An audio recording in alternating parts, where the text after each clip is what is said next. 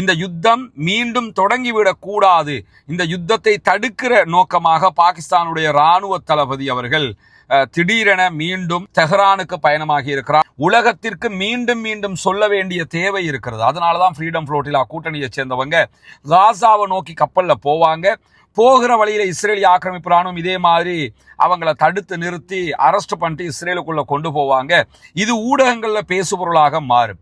பேசுபொருளாக மாறுகிற நேரத்திலேயே காசா அப்பாவிகள் முற்றுகையிடப்பட்டிருக்கிறார்கள், அவர்களுக்கான உணவு தண்ணீர் மருந்துகளைத்தான் இவர்கள் கொண்டு சென்றார்கள், இவர்களைத்தான் இஸ்ரேல் கைது செய்திருக்கிறது என்கிற அந்த செய்திகள் சொல்லப்படும் போது காசா மீதான பார்வை மீண்டும் மீண்டும் உலகத்தின் மீது செலுத்தப்படும் என்பதற்காக, ஒரு உலகத்தினுடைய பார்வையை கொண்டு வர வேண்டும் என்பதற்காகத்தான் இந்த முயற்சி நடைபெறுகிறது. அப்பாவிகளுக்கான ஒரு தார்மீக ரீதியிலான ஜனநாயக போராட்டம் இது. இந்த போராட்டத்தை தயவு செய்து கலந்து கொள்ளாவிட்டாலும் கொச்சைப்படுத்தாதீர்கள் என்கிற கோரிக்கையும் விடுத்துக் கொள்ளுகிற அதே நேரம்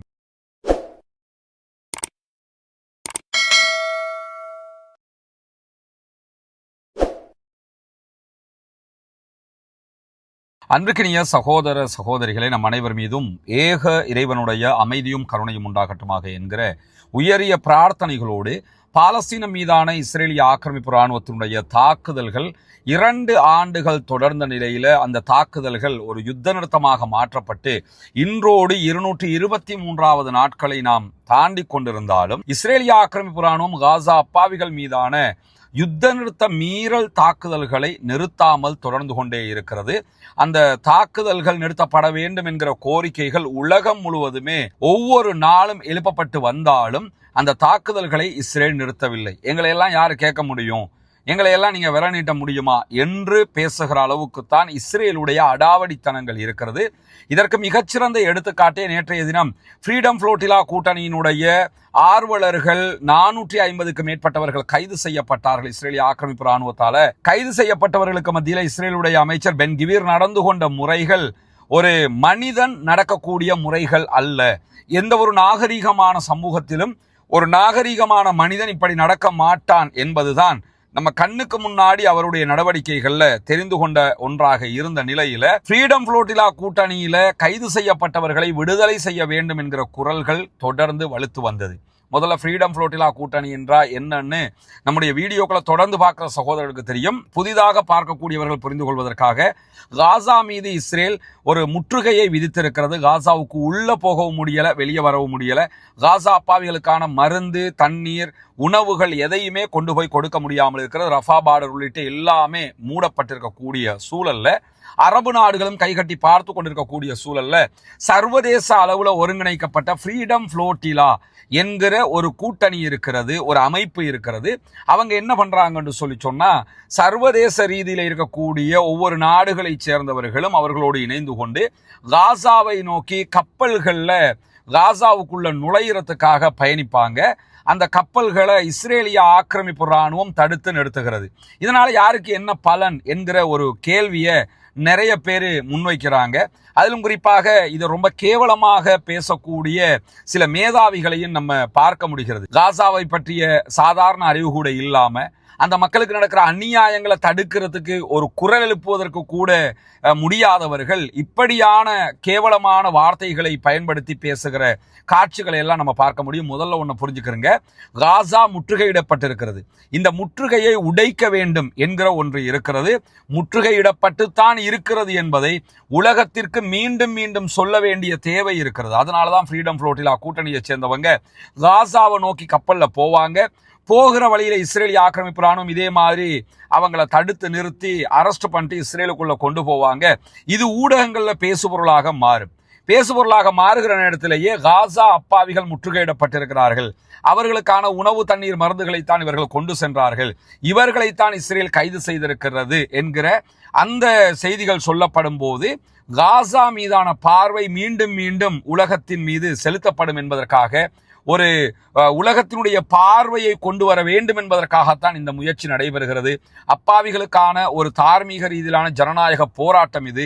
இந்த போராட்டத்தை தயவு செய்து கலந்து கொள்ளாவிட்டாலும் கொச்சைப்படுத்தாதீர்கள் என்கிற கோரிக்கையும் விடுத்துக் கொள்ளுகிற அதே நேரம், இன்றைய நாள் ஃப்ரீடம் ஃப்ளோட்டிலா கூட்டணியில கைது செய்யப்பட்ட அத்தனை பேரையுமே இஸ்ரேலிய ஆக்கிரமிப்பு அரசாங்கம் விடுதலை செய்திருக்கிறது. அவங்க அத்தனை பேருமே டர்க்கியை போய் அடைஞ்சிட்டாங்க.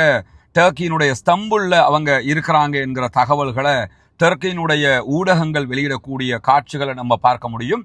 அதே நேரத்தில் டர்க்கியினுடைய வெளிவிவகார அமைச்சர், ஃபாரின் மினிஸ்டர், அவரும் மிக தெளிவாக அந்த அத்தனை பேருமே இன்றைக்கு டர்க்கிக்கு வந்துட்டாங்க என்கிற செய்திகளை சொல்லி இருக்கிறார். அதே நேரத்தில் இந்த ஃப்ரீடம் ஃப்ளோட்டிலா கூட்டணியை சேர்ந்த காசா மக்களுக்காக போராட வந்தவர்களை தடுத்து சித்திரவதை செய்த குற்றத்திற்காக பல நாடுகளும் இஸ்ரேல் மீது தங்களுடைய கண்டனங்களை தெரிவித்திருக்கின்றன. குறிப்பாக இத்தாலி, பெல்ஜியம் உள்ளிட்ட நாடுகள் அந்தந்த நாடுகளில் இருக்கக்கூடிய இஸ்ரேலிய தூதுவர் ஆலயத்தில் இருக்கிற தூதரை வரவழைத்திருக்கிறார்கள். வரவழைத்து நேரில் கண்டனம் தெரிவித்திருக்கிறார்கள். ஒரு நாட்டினுடைய தூதரை இன்னொரு நாட்டில் இருக்கும்போது அவரை அழைச்சி அந்த நாடு கண்டிப்பது என்பது மிக பாரதூரமான ஒரு கண்டனம். கனடாவும் இந்த கண்டனத்தை தெரிவித்திருக்கிறார். அதே நேரம் ஃப்ரீடம் ஃப்ளோட்டிலா கூட்டணியைச் சேர்ந்தவர்கள் மீட்கப்பட்டதற்கு முழு முதல் காரணமே துருக்கியினுடைய அரசு தான் என்பதை நம்ம புரிஞ்சுக்கிறோம். ஏன்னா ஃப்ரீடம் ஃப்ளோட்டிலா கூட்டணி பெரும்பாலும் டர்க்கில இருந்து தான் கிளம்பி போவாங்க. மற்ற நாடுகள் இருந்து டியூனிஷியாவில இருந்தெல்லாம் வருவாங்க. ஆனால் டர்க்கி தான் அவர்களுக்குரிய மெயின் ஸ்பாட்டாக இருக்கக்கூடிய நேரத்தில் டர்க்கில இருந்து அவங்க கிளம்பி போகும்போதே கண்டிப்பாக இஸ்ரேல் அவர்களை கைது செய்யும் என்கிற தெளிவு டர்க்கி அரசாங்கத்துக்கு இருந்தது. அதனால துருக்கியால என்ன பண்ணாங்கன்னு சொன்னா உடனடியாக அதற்குரிய அரேஞ்ச்மெண்ட்டுகளை பண்ணித்தான் வச்சிருந்தாங்க. இஸ்ரேலில் அவங்க கைது செய்யப்பட்டுட்டாங்க, இஸ்ரேலிய ஆக்கிரமிப்பு ராணுவத்தினால இன்டர்நேஷனல் கடல் பார்டர்ல கைது பண்ணிட்டாங்க என்று சொன்னதோடையே அதற்குரிய ராஜதந்திர வேலைகளை முடுக்கிவிட்டு இருந்தது டர்க்கி. உடனடியாக டர்க்கி தனியான விமானம் ஒன்றை இஸ்ரேலிய தலைநகர் டெல் அவீவுக்கு அனுப்பி இருந்தது. இஸ்ரேலோடு ராஜதந்திர பேச்சுவார்த்தைகளை நடத்தி அவங்க நாட்டை சேர்ந்தவங்களை மட்டுமல்ல, உலக நாடுகளை சேர்ந்த எல்லா நாடுகளிலும் இருந்து யாரெல்லாம் போயிருந்தாங்களோ அத்தனை பேரையுமே டர்க்கிக்கு தாங்க என்று சொல்லி அவர்களுடைய விமானத்திலிருந்து எடுத்துக்கிட்டு அங்காராவுக்கு கொண்டு வந்து தரையிறக்கிட்டாங்க. அந்த வீடியோக்கள் எல்லாம் தற்போது சமூக வலைதளங்களிலே வெளியாகி கொண்டிருக்கிறது. அங்காராவில் இருந்து அவங்க வெளியே வரக்கூடிய காட்சிகள் எல்லாமே. ஏன்னா காசாவுக்காக நாங்கள் நிற்கிறோம், காசா மக்களுக்காக நாங்கள் நிற்கிறோம், அதற்காக போராட போனவர்கள் கைது செய்யப்பட்டிருக்கிறார்கள். எங்க நாட்டுக்குரிய ஆக்களை மட்டும் நாங்கள் எடுக்க மாட்டோம், எல்லா நாட்டை சேர்ந்த ஆக்களையும் எங்க நாட்டுக்கு எடுத்து அவங்களை நாங்கள் அனுப்பி வைப்போம் என்கிற வகையில தான் அவர்களை ஒட்டுமொத்தமாக வரவழைத்திருக்கிறார்கள். இதிலே இலங்கையை சேர்ந்த சமீரா மஹபூப்தீன் சகோதரி அவர்களும் அடங்குகிறார்கள். அவங்க தற்போது டர்க்கில இருக்கிறாங்க. பாதுகாப்பாக அவர்கள் மற்றவர்களைப் போல சென்றடைந்திருக்கிறார்கள். அவர்களுக்காக குரல் கொடுத்த அத்தனை சகோதர சகோதரிகளுக்கும் அல்லாஹு தஆலா அருள் புரிய வேண்டும். குறிப்பாக தன்னுடைய உயிரை பணயம் வைத்து காசா அப்பாவிகளுக்காக போன 2 பிள்ளைகளின் தாயாராக இருக்கிற சமீரா மஹபூப்தீன் அவர்களுக்கு அல்லாஹு தஆலா அருள் புரிய வேண்டும். அவர்களோடு சென்ற அத்தனை பேருக்கும் அல்லாஹு தஆலா அருள் புரிய வேண்டும் என்கிற பிரார்த்தனையை நாம் முன்வைத்துக் கொள்ளுகிற அதே நேரத்தில் சமீரா மஹபூப்தீன் தற்போது டர்க்கியை வந்து அடைஞ்சிட்டாங்க செய்தியை அவங்களும் அவர்களுடைய அபிஷியல் ஃபேஸ்புக் பக்கத்தில் சொல்லி இருக்கக்கூடிய காட்சிகளையும் நீங்க பார்க்க முடியும். இப்படியான சூழல்ல தான் இன்றைக்கும் இஸ்ரேலிய ஆக்கிரமிப்பு ராணுவம் காசா மீது நடத்தி இருக்கக்கூடிய தாக்குதல்களில் 4 அப்பாவி பாலஸ்தீனர்கள் கொல்லப்பட்டிருக்கிறார்கள், ஷஹீதாகி இருக்கிறார்கள். அதிலே 3 பேர் தொடர்பாக வஃபா நியூஸ் ஏஜென்சி வெளியிட்டிருக்கக்கூடிய செய்திகளில் தெற்கு காசாவில் இருக்கக்கூடிய ரஃபா பகுதிகளில் தான் இந்த தாக்குதல்கள் நடத்தப்பட்டிருக்கிறது. குறிப்பாக அல் மவாசி பகுதிகளில் இந்த தாக்குதல் நடத்தப்பட்டிருக்கு இஸ்ரேலிய ஆக்கிரமிப்பு ராணுவத்தினால. இந்த தாக்குதல் நடத்தப்பட்ட பகுதி இஸ்ரேலிய ஆக்கிரமிப்பு ராணுவத்தினுடைய கட்டுப்பாட்டு பகுதியாக இருக்கிற அந்த ஏரியாவில் இஸ்ரேல் தான் கண்ட்ரோல் பண்ணி கொண்டிருக்கிறாங்க. அந்த ஏரியாவில் இருந்த பொதுமக்கள் மேலதான் அவங்க அட்டாக்கே பண்ணியிருக்கிறாங்க. அவங்க கட்டுப்பாட்டில் இருக்கக்கூடிய பகுதியிலேயே இந்த அட்டாக்கை பண்ணி அந்த மக்களை கொன்று இருக்கிறார்கள் என்கிற கவலைக்குரிய செய்திகள் வெளியாகி இருக்கிற அதே நேரத்தில் இன்றைக்கு மேலதிகமாக ஈரானுக்கும் அமெரிக்க இஸ்ரேலிய ஆக்கிரமிப்பு ராணுவங்களுக்கும் இடையிலான முருகல் நிலை தொடர்பான மேலதிக செய்திகள் வெளியாகி இருக்கிறது. குறிப்பாக இன்றைக்கு வெளியாகி இருக்கக்கூடிய செய்திகள்ல இஸ்ரேலுடைய வலதுசாரி ஊடகமாக இருக்கிற சேனல் 14 ஒரு முக்கியமான செய்தியை வெளியிட்டிருக்கிறது. அந்த செய்தி அடுத்த கட்டம் என்ன நடக்கிறது என்கிற பல ரகசியங்களை உடைத்ததாக மாறி இருக்கிறது. குறிப்பாக சேனலுடைய மிக பிரபலமான தொகுப்பாளராக அறியப்படுகிற ஷிமோன் ரிக்லின் என்கிறவர் ஒரு நிகழ்ச்சியில பேசும்போது நடக்கக்கூடிய சம்பவங்கள், பேச்சுவார்த்தைகள் தொடர்பான பல ரகசியங்களை போட்டு உடைத்திருக்கிறார். பிறகு மன்னிப்பு கேட்டிருக்கிறார். கற்பனையாக பேசிவிட்டேன் என்று சொல்லி இருக்கிறார். இஸ்ரேலிய பாராளுமன்றம் நெசட்டில் அவருக்கு எதிரான கண்டன தீர்மானங்கள் எல்லாம் இன்றைக்கு வலுத்திருக்கிறது. அவர் சொல்லியிருக்கக்கூடிய செய்திகளில் மிக முக்கியமான ஒரு செய்தி என்னன்னு கேட்டா, ஈரான் தொடர்பாக ஒரு அமைதி ஒப்பந்தத்துக்கு ஈரான் ஒப்புக்கொள்ளவில்லை என்று சொன்னால் ஈரான் மீது மீண்டும் குண்டுவீச்சு தாக்குதல்களை நடத்துவதற்கு அமெரிக்கா ஆரம்பத்தில் தயாராக இருந்தது. இப்பொழுது அமெரிக்கா பின்வாங்கி கொண்டிருக்கிறது. அமெரிக்கா ஈரான் ஒரு ஒப்பந்தத்துக்கு வரலன்னா கூட யுத்தம் பண்ணுகிற நிலைமையில இல்ல, அவங்க பின்னாடி போறதுக்கு தான் ரெடியா இருக்கிறாங்க. ஆனாலும் இஸ்ரேல் அவர்களை பின்வாங்க விடாமல் மீண்டும் மீண்டும் யுத்தத்திற்காக தூண்டிக் கொண்டிருக்கிறது என்கிற செய்திகளை சொல்லியிருக்கிறாரு. எனவே அமெரிக்காவோட ஸ்டாண்டு என்ன, இஸ்ரேல ஸ்டாண்டு என்னங்கிறதெல்லாம் தெளிவாக தெரிந்து கொண்டிருக்கக்கூடிய ஒரு செய்தியாக இது மாறி இருப்பது மட்டுமல்லாம, தெஹ்ரான் மீதான ஒரு புதிய தாக்குதல் குறித்த வெளிப்படையான ரகசியமான பல செய்திகளும் இதிலே வெளியிடப்பட்டிருக்கிறது என்பதுதான் இந்த இடத்துல மிக முக்கியமான செய்தி. குறிப்பாக அல் ஜசீரா இந்த செய்தியை போடும்போது இந்த ஷிமோன் என்கிறவர் ஒளரி கொட்டிட்டாரு என்கிற வார்த்தையும் அவர்கள் பயன்படுத்தி இருப்பதை நம்ம பார்க்க முடியும். அதுல குறிப்பாக தாக்குதல் நடத்தப்படுகிற நேரத்தில் ஈரான் கையில் இருக்கக்கூடிய யுரேனிய சேமிப்பு கிடங்கின் மீது மீண்டும் தாக்குதல் நடத்துவது என்கிற ஒரு திட்டத்தை இஸ்ரேல் எடுத்திருப்பதாக சொல்லப்படுகிறது. அது மட்டுமல்லாம ரிக்லின் வெளியிட்டிருக்கக்கூடிய மேலதிக வெளிப்படுத்தல்கள் அவர் என்ன சொல்றார் என்று சொன்னா, போரை எப்படியாவது மீண்டும் தூண்ட வேண்டும் என்று சொல்லி இஸ்ரேலுடைய அரசு மிகவும் முனைப்பெடுக்கிறது. ஏன்னா எலெக்ஷன் வர இருக்குது, இந்த யுத்தத்தை திருப்பி கொண்டு வரணும், ஈரானோட யுத்தம் நடத்தி ஈரானை வீழ்த்தி ஈரானை நாங்க வீழ்த்திட்டோம்ன்றதை சொல்லி திரும்ப எலெக்ஷன்ல ஜெயிக்கணுமே தவிர வேறு வழியே இல்லைங்கிறதுக்காக அவங்க தூண்டிக்கிட்டு இருக்கிறாங்க. ஆனா அமெரிக்கா பின்வாங்கி கொண்டே இருக்கிறது என்பதை தெளிவாக அவர் சொல்லி இருக்கிறார். அவருக்கு எதிரான பல கண்டனங்கள் தற்போது வெளியிடப்பட்டு வரக்கூடிய சூழல்ல தான் இன்றைக்கு வெளியாகி இருக்கக்கூடிய மேலதிகமான செய்திகள்ல இந்த யுத்தம் மீண்டும் தொடங்கிவிடக் கூடாது, இந்த யுத்தத்தை தடுக்கிற நோக்கமாக பாகிஸ்தானுடைய ராணுவ தளபதி அவர்கள் திடீரென மீண்டும் தெஹ்ரானுக்கு பயணமாகி இருக்கிறார். கூட்டு குர்பான் திட்டத்தில் குர்பானி பங்குகளை இணைத்து ஏழை எளிய மக்களுக்கு அதனுடைய பலனை கொண்டு போய் சேர்க்கிற பணியை செய்திருந்தது உங்களுக்கு எல்லாம் தெரியும். அந்த அடிப்படையில் இம்முறையும் அதே போன்று கூட்டு குர்பானி திட்டம் நடைமுறைப்படுத்தப்பட இருக்கிறது. இப்னு அப்பாஸ் ரலியல்லாஹு அவர்கள் அறிவிக்கக்கூடிய ஆதாரபூர்வமான நபிமொழி திருமிதி, இப்னு மாஜா உள்ளிட்ட பல நபிமொழி கிரந்தங்களிலே பதிவு செய்யப்பட்டிருக்கிறது. ஹஜ்ஜு பெருநாளுடைய நாள் வந்தது. நபிகள் நாயகம் ஸல்லல்லாஹு அலைஹி வஸல்லம் அவர்களோடு நாங்கள் ஒரு பயணத்திலே இருந்தபோது மாட்டிலே 7 பேரும் ஒரு ஒட்டகத்தில் 10 பேர் வீதமும் நாங்கள் கூட்டு குர்பானியில் ஒன்றிணைந்தோம் என்று சொல்லுகிறார்கள். எனவே கூட்டு குர்பான்ல நம்ம இங்க ஒட்டகம் கிடையாது ஸ்ரீலங்கால. ஒரு மாடு தனியாக நீங்க வாங்கி குர்பானி கொடுக்கணும்னு நினைச்சீங்கன்னா அதற்கான தொகை 3 லட்சங்கள் என்று நிர்ணயிக்கப்பட்டிருக்கிறது. இதே நேரத்தில் ஒரு பங்காக கொடுக்கணும்னு விரும்பினீங்க என்று சொல்லி சொன்னா 7 பேர் இணைந்து ஒரு பங்கு என்கிற விதத்தில் ஒரு பங்கினுடைய விலை 43,000 இலங்கை ரூபாய்கள் என்று நிர்ணயிக்கப்பட்டிருக்கிறது. ஏழை எளிய மக்களுக்கு இதனுடைய பலன்கள் போய் சேரும் விதமாக இந்த கூட்டு குர்பானியுடைய திட்டத்திலே இணைய விரும்புகிற சகோதரர்கள் முன்னால் தெரிகிற நம்முடைய வங்கி கணக்கிலக்கத்திற்கு உங்களுடைய குர்பானுடைய பங்குகளுக்கான பணத்தொகைகளை அனுப்பி வைக்க முடியும். வெளிநாடுகளிலிருந்து இணைய விரும்புகிற சகோதரர்கள் இதற்கான பணத்தை அனுப்ப முடியாது எனும் பட்சத்தில் முன்னால் தெரிகிற என்னுடைய வாட்ஸ்அப் இலக்கத்திற்கு நீங்கள் தொடர்பு கொண்டீங்கன்னா எப்படி நீங்கள் பணம் அனுப்புவது என்கிற விவரங்கள் நம்ம உங்களுக்கு சொல்வதற்கு தயாராக இருக்கிறோம். எனவே தெஹ்ரானுடைய அதிகாரிகளை, தெஹ்ரானுடைய அரசியல் தலைவர்களை எல்லாம் அவர் சந்திக்கிறாரு.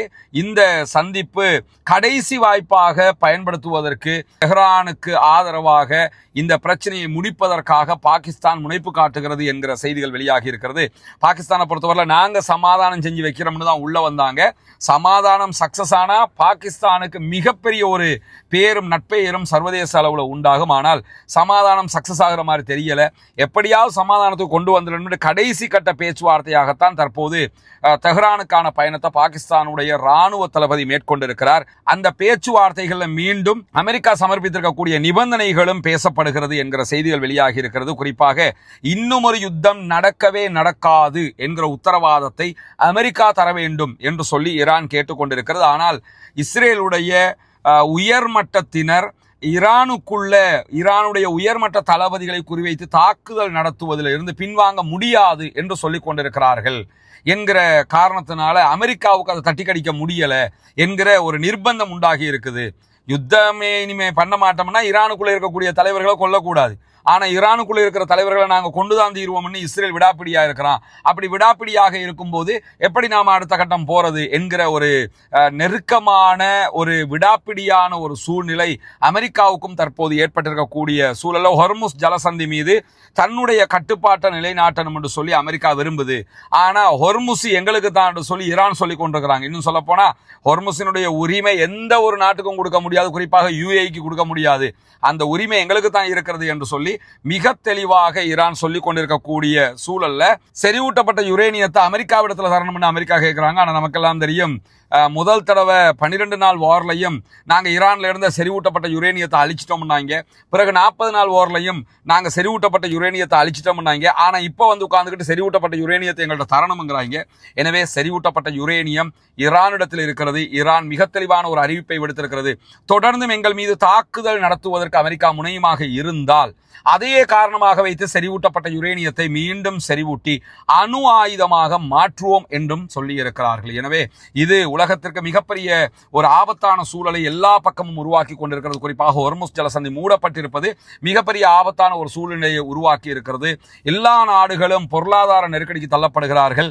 பெட்ரோல் கிரைசிஸ் ஒன்றுக்குள் பல நாடுகள் விழுந்துவிடும் என்கிற அச்சம் ஏற்பட்டிருக்கக்கூடிய சூழல்ல அதையெல்லாம் நிறுத்த வேண்டுமாக இருந்தால் முதலில் அமெரிக்கா ஹொர்முஸ் பகுதிகளில் இருந்து பின்வாங்க வேண்டும். அதற்கு பிறகு ஈரான் மீதான முற்றுகை நீக்கப்பட்டதற்கு பிறகு ஈரானோடு பேச்சுவார்த்தை நடத்தி இனிமேல் யுத்தம் கிடையாது என்கிற முடிவுக்கு வந்தால் மட்டும்தான் ஹொர்முஸ் திறக்கப்படும். அப்படி திறக்கப்படாவிட்டால் மிகப்பெரியதொரு கிரைசிஸுக்குள்ள நாம போயிருவோங்கிறதையும் நம்ம புரிந்து கொள்ள கடமைப்பட்டிருக்கிறோம்.